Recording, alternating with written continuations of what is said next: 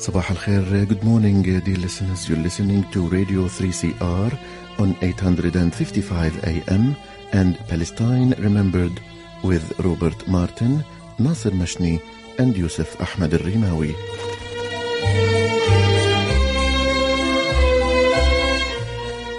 Palestine Remembered is Australia's only English-language radio program that is totally dedicated to Palestine. We'd like to welcome those listening on 855 and those that will join us on podcast at 3cr.org.au.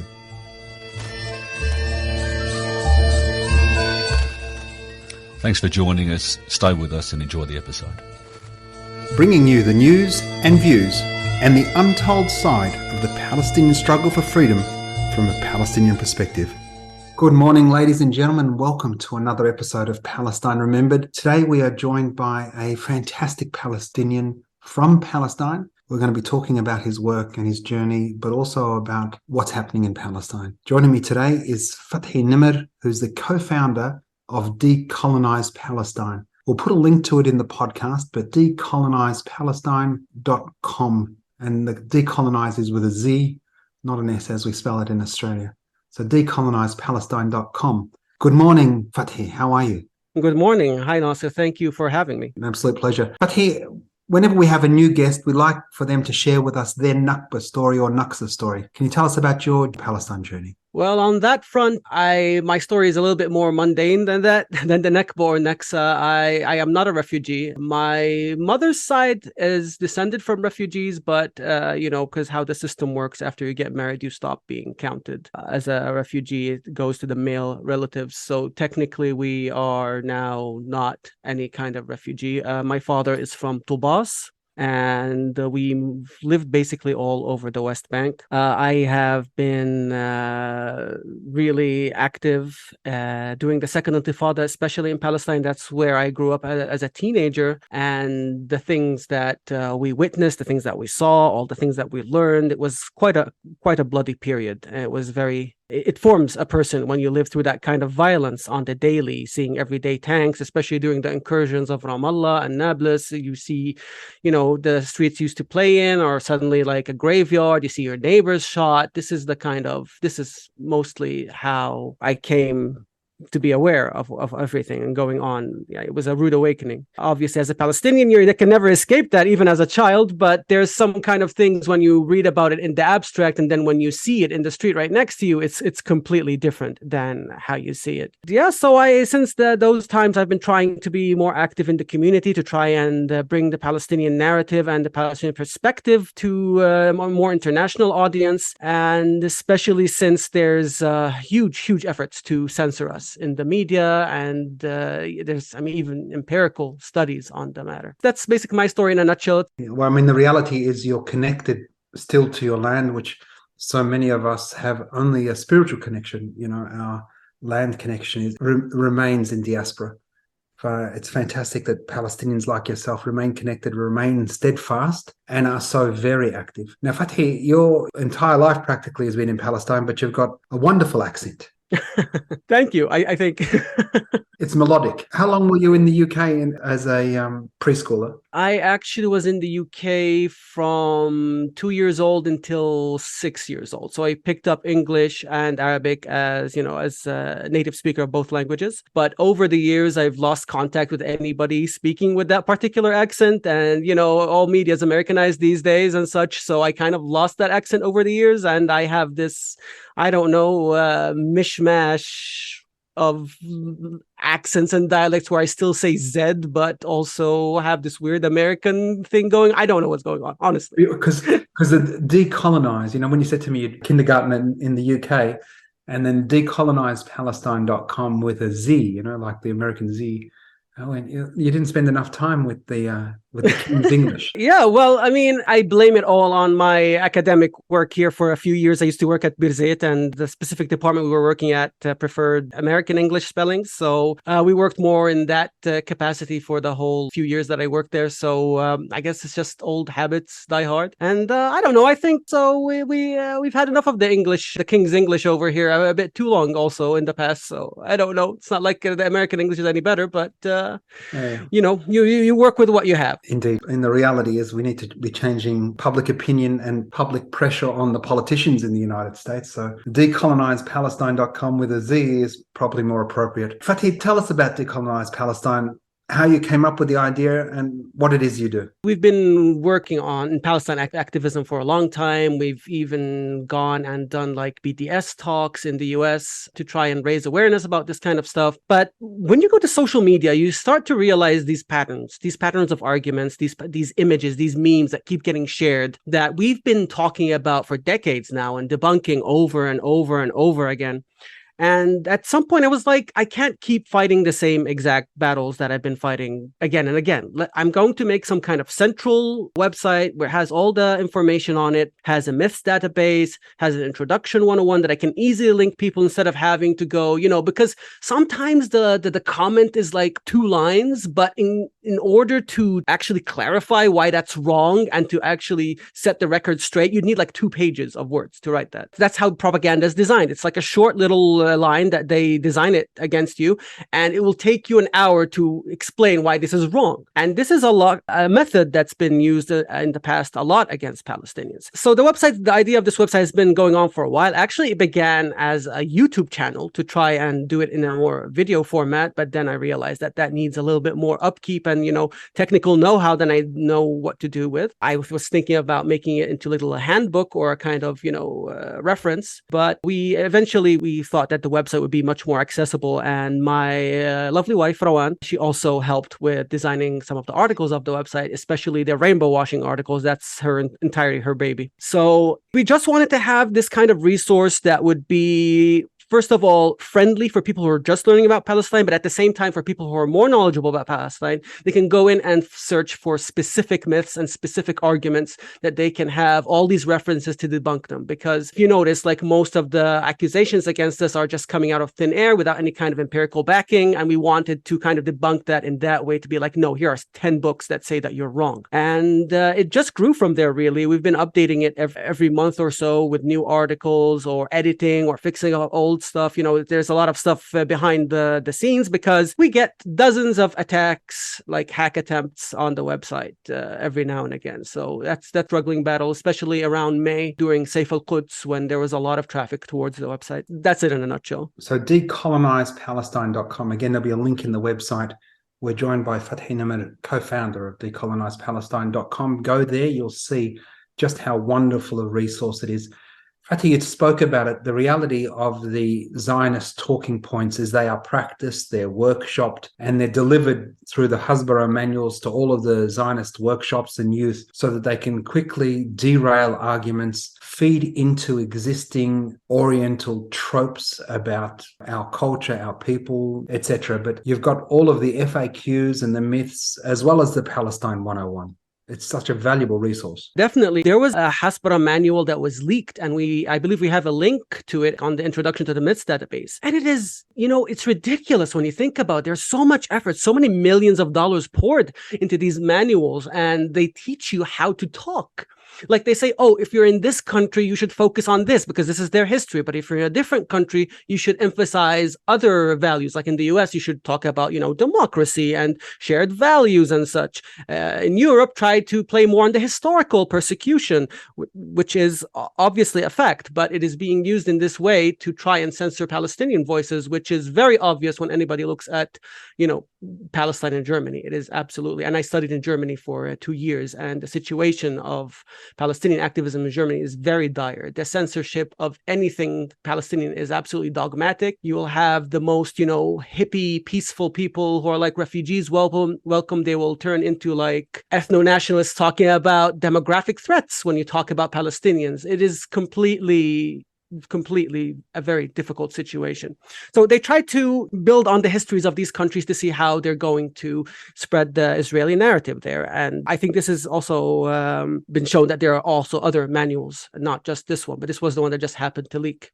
So what we have in Australia, because this is also a racist settler colony, settler colonialism here as it is in Palestine, what we have here is the Zionists making connections with our First Nations people, saying, just like you're Indigenous and the British came and colonized you, we're indigenous. None of us disavows Jewish connection to the land. But what we are saying that European colonialism, settler colonialism that came to replace an indigenous people, we are the indigenous people, not the people who fled European disease, European anti-Semitism. One of the things that the Hasbarists talk about is just how anti-Semitic Palestinians are, as if Palestinians would be okay if a Buddhist took their home. But the only reason we're upset is because a Jew is occupying us, that a Jew is denying us our rights and our freedoms, that a Jew imprisons us. We wouldn't care what their religion was. When somebody takes you home, you don't like that person, irrespective of their religion. Yeah, for sure. And that's also like if they actually look at the history of Palestine and the region of Palestine, obviously we're not talking about nation states because this is a whole new concept that arose barely 100 years ago, but people treat it like some kind of intrinsic part of identity. There were also Palestinian uprisings against the Ottomans, by the way, like Zahir al-Umar. He's one of the important figures of Palestinian history, and his revolt was against the Ottomans. His reign was very tolerant of everybody, attracted a lot of people there from every different minority. But that's not the issue. The issue is that nobody says that there's never been Jewish people here. That's actually like this betrays the ethno-nationalist way of thinking. Okay, like Palestinians also have Eid in Nabi Rubin. It's like Nabi Musa, which is like these kind of little small festivals to celebrate these little like quote unquote minor prophets, because they distinguish between minor and major. Like a lot of them are Jewish and a lot of them are Christian, and all Palestinians used to celebrate this, especially in areas like Safad and Haifa and Yafa. This was like this idea of the animosity, this eternal animosity because they don't understand that Palestinians come in all flavors. They say, oh, Muslims and Jews. Like this has never been the history of Palestine. Obviously, there have been tensions from time to time, and they waned and they waxed as time went on. Every country has the same history, but it was not at all comparable to the European racial anti-Semitism that was going on and has persecuted the Jewish people for millennia now. The question has never been about somebody being Jewish and coming to Palestine to live in peace and just be like a Palestinian or what have you, because Palestinian is a nationality, it's not an ethnicity. But because Israelis understand everything through the ethnicity lens, they start to look at Palestine or as Muslim as a specific ethnic group, and it doesn't work that way. Palestinian is a nationality, and it could be encompassing of everybody there, including the indigenous Jewish Palestinians that lived here and the Samaritans. I mean, there's always a community in Jerusalem for sure. Nobody's denying that. The question is not with the Jewish population being here, or even if a new Jewish population wanted to come to Palestine, they're welcome. The question is that they wanted, as Zionists, who were influenced by blood and soil ideology of ethnic nationalism in Europe, like the Germans and what have you. They wanted a homogeneous, closed-off ethnic state. And that's impossible in an area where they were not the majority. And a lot of history just goes from there. How to make this area homogeneous. The question of just, people living here. And that could be seen also in the attitudes of the original, like the Palestinians when they first came. There are the diaries of Chaim Hisn, who came in the late 1800s. They're called the Bilu pioneers. And the Palestinian Fallahin were welcoming of them. They taught them how to farm the land. They taught them how to, which season to grow which, by the way, they also ignored because they saw them as inferior, which you could read all about in their diaries. We have a link to that in an article, by the way, too. So, so it's like, it's just like coexistence was never a thing that was sought by the Zionist movement from the beginning. And it's just like, it infuriates me when they argue that the problem is that, we just have a problem with Jewish self-determination. It's like, no, that's never been the issue. You're talking about things as if they're in a vacuum. You did not just come into an empty piece of land and you were like, hey, this is my country now. No, you kicked out the people. And you said that this is now I'm indigenous, which, by the way, when they first tried to get support from Cecil Rhodes and other colonists around the world, they said, we are the colonists. We're going to civilize the natives in an area that's uncivilized. And now it's flipped absolutely, completely, now that the argument is in a different direction. Like, it would absolutely drive somebody like Herzl or Norda or any of the other Zionist founders, it would drive them insane to think that there's a kid in Brooklyn saying that Zionism is decolonization. They would go insane. They'd be like, what are you talking about? Like, we are the colonists. We're coming to redeem the land because the native barbarians, I mean, in the Iron Wall, the Palestinians get called the natives and compared to the quote unquote Red Indians, the Native Americans. It's like, I don't know if it's that Zionists don't read their history, or is it because they're just going with the flow, just whatever works, like throwing everything at the wall and stick to it. Or maybe it's a combination of both. I don't know. Fathi, you know, and I know that the mental gymnastics, the cognitive dissonance necessary for a Zionist to be able to lie down, fall asleep, or walk and chew gum is amazing, the amount of brain power required to work that stuff out. In the same breath that they read The Iron Wall, Jabotsky, or Herzl writing to Cecil Rhodes about something colonial, not in Africa, but in the Middle East. And then within a generation or two, they turn that into where the indigenous people, the same indigenous people that decided to plant over all of the destroyed Palestinian villages with trees from the Northern Hemisphere, that created the greatest climate catastrophe Palestine's ever been. Yeah, they're all invasive species. And they catch fire and they create lots of problems. They even dried out the swamplands, and which they keep saying was they brought civilization. They dried out the swamplands, but then a few years later, it turned out that the flora and fauna in the area are all dying out because the swampland ecosystem has been destroyed. So they quietly flooded it back. But they keep talking about how they dried the swamplands. It's just, like you said, it's the cognitive dissonance. It's absolutely off the charts. And it seems to be like there's this ability to cancel out everything that goes to the opposite of what they're taught growing up. And whatever anybody says, it's seen as this kind of, conspiracy because people just, want to see them dead, and not because, hey, maybe let's think about this. There were people there before you. Maybe they're not too happy about being ethnically cleansed. Maybe it has nothing to do with your identity. And it's just like, no way. There's no way. And even like Israeli historians and like actual historians, not politicians writing about history, because we need to distinguish that those are the most people with the most claims, that the politicians writing history, not the actual historians. They're writing about how there are actually like lots of ways that 48, for example, could have been avoided. Like for even like the Syrians were like, okay, we'll take the refugees. Like it was that bad. Okay.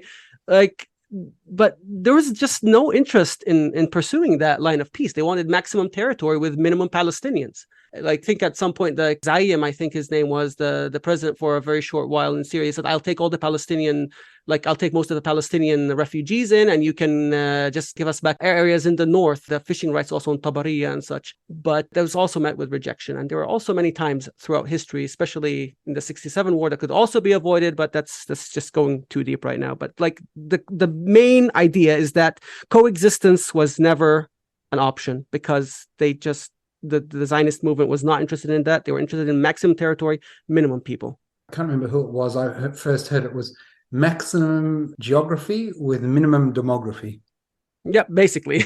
That basically sums it up. Now, we're in the West, and the West is very, very concerned, Fathi, with democracy in Israel, because Israel is a bastion of democracy in a sea of theocracy and dictatorship.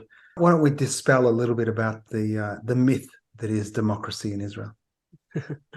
Well, first of all, the idea that Israel has ever been a democracy for all of its citizens, like, it's belied instantly by, history. But then again, that's the whole Zionist movement. But then again, it doesn't matter.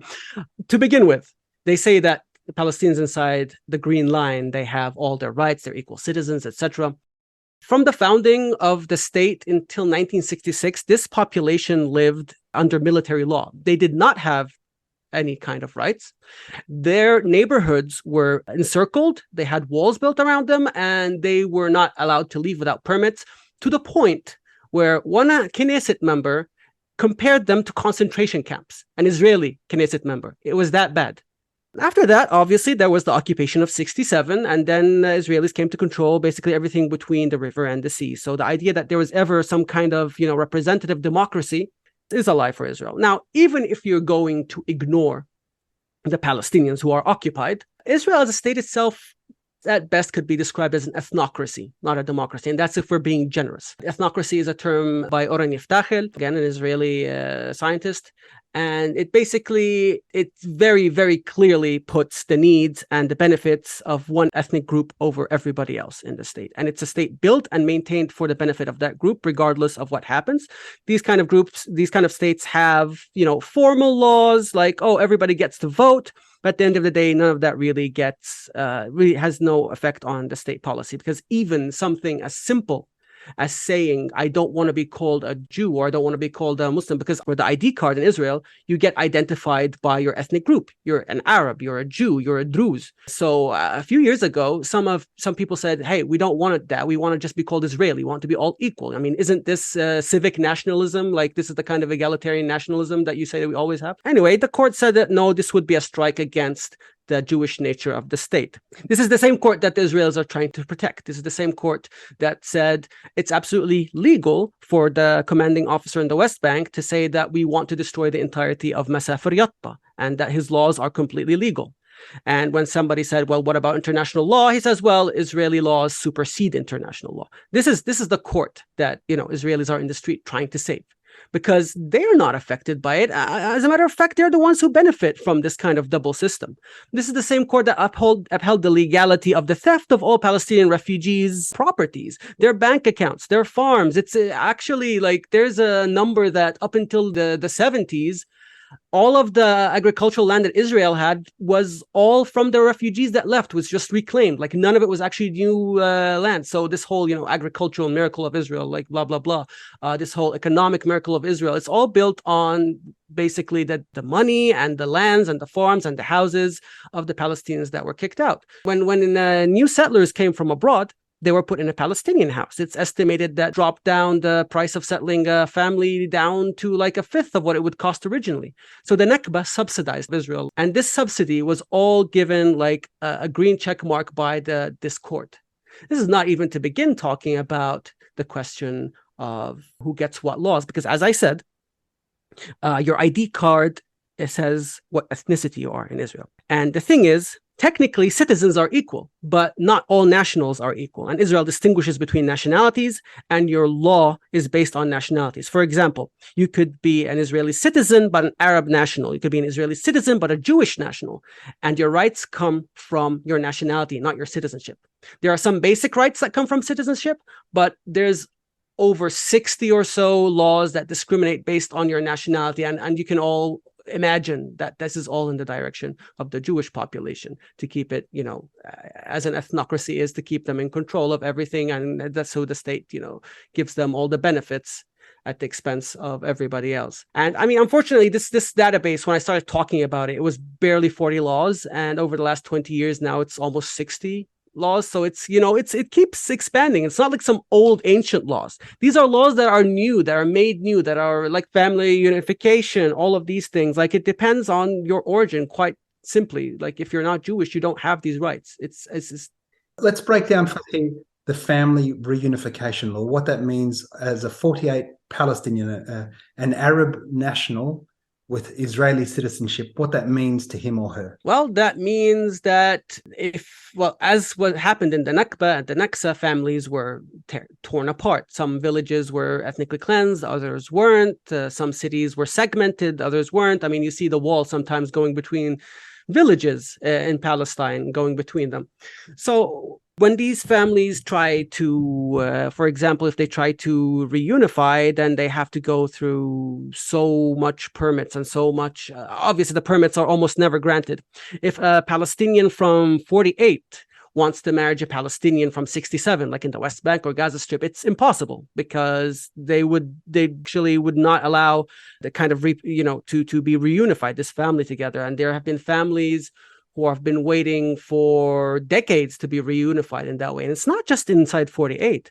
It also affects all Palestinians. Like, if I, as a Palestinian with a green ID card, want to marry, let's say, a Palestinian in Germany, like she has a German citizenship, I would not be able to bring her to Palestine, because at the end of the day, de facto Israel controls who issues our ID cards.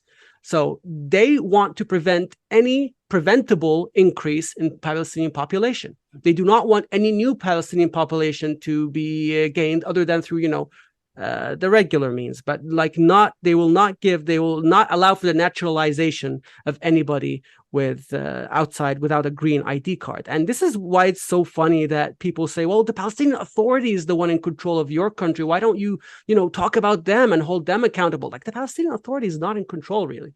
Like, if it can't even determine who a Palestinian citizen is, then what is the point? If it can't control its borders, if it can't control its land, what is the point? It is not in control. Can't issue currency, birth certificates, death registry, Nothing. all controlled by Israel. Well, you don't even have to go to Germany. I mean, if you wanted to marry, I mean, you're already married, but if you wanted to marry somebody from Jerusalem, yeah, who's got a different color ID card to you, only 10 kilometers apart, the Israelis could deny for that. Sure. It's there's deny your ability to live together. Oh yeah, if it's Jerusalem, it's even worse, because if she comes to live with me, she would lose her Jerusalem residence permit and she would be kicked out. She would never be allowed to live in Jerusalem again, because there's a law called the Jerusalem Center of Life. And a lot of people lost their ability to live in Jerusalem because of that. And I would never be able to go in there and live with her, because they simply do not issue that kind of permits to West Bankers. So yeah, they control down to who we marry as well. Last year, Israel had its 5th election in as many years, and has delivered almost Zionism manifest. I mean, we know how cruel and brutal and ugly Zionism actually is, but the world is starting to see it more, because there are fascists in the current Knesset and in Benjamin Netanyahu's government. And that's manifested itself in the most violent start to a year ever seen. What's it like on the ground in Palestine? Oh, yeah. I mean, we've always talked about the ugly face of Zionism and how these governments, like, they differ in the method through which they pursue their goals. Like, they have much more diplomatic members sometimes, like Tzipi Livni. She is very diplomatic in how she presents herself, but at the end of the day, she also follows up and pursues the same goals that even a right-winger like Netanyahu would. But even like Netanyahu now doesn't even look like the most right-wing Israeli. We have people like Ben Gvir and Smotrich, and they are unabashedly, they represent the mainstream Zionist Israeli, right-wing. And which is apparently, according to all the elections, they are now the majority as well. They are very honest about what they want. They are very straightforward, and it's in a messed up way, it's kind of refreshing to see them being so upfront about what their eventual goals are and their ultimate goals are, because we've been saying this the whole time. Like, it's just a matter of time until this kind of thing crops up. Right now, everything is very, very tense. Soldiers are very, very trigger happy everywhere. Like, crossing any kind of checkpoint to go anywhere is very dangerous. Like, we have a little farm in Kufrain, and we have to pass by 2 checkpoints to get there. And the soldiers are incredibly trigger happy. They're very nervous, and they have now a sense of impunity. I mean, they already had impunity, to be completely honest. Like, it's not like there's ever been any consequences to shooting a Palestinian for no reason, but now they have even more impunity. Like, they're being encouraged to do this kind of thing, to assert this power and control over Palestinian the most vulgar and barbaric way, like as is with like the right-wing movements everywhere. So it's actually, like, it feels risky going out. And I live in Ramallah. It's one of the more tame areas, but if you go to a place like Salfit, which the majority of this area see, you can see the settlers, or even Nablus, Hawara, which is close to Nablus. The settlers are out and in force, and they're going all over the place, and the soldiers are there just to protect them, but not to stop them. And that's not their goal, obviously, not to stop them. But there's this sense of they can just go out and do whatever they want, and nobody can stop them, and they will be protected while doing this. And now there's talks about this, special militia that will be under the control of Ben Gvir, which is only going to make things much more worse, with much less accountability. Even if it's like 0 now, it's going to be like minus. So it's going in a very, very bad direction when it comes to that kind of stuff. Indeed, Fatih, indeed. But we know, you and I know, that they can never win. Indigenous peoples' connection to their land is unbreakable. And Fatih, you and Rowan, and congratulate her, please, for her participation with your work on decolonizepalestine.com. Again, there'll be a link to that in our website, ladies and gentlemen. Fantastic to have you on the show, Fatih. Thanks so very much for all that you do. And congratulations. No, thank you. Thank you for this wonderful podcast and for all the great topics that you bring up. And I think it's very, very needed. So thank you for all of your efforts. And hope we can work together again in the future. We'll look forward to it, Fatih. Thanks for listening. Share the podcast, tell your friends, and remember, there's never been a better time for a free Palestine.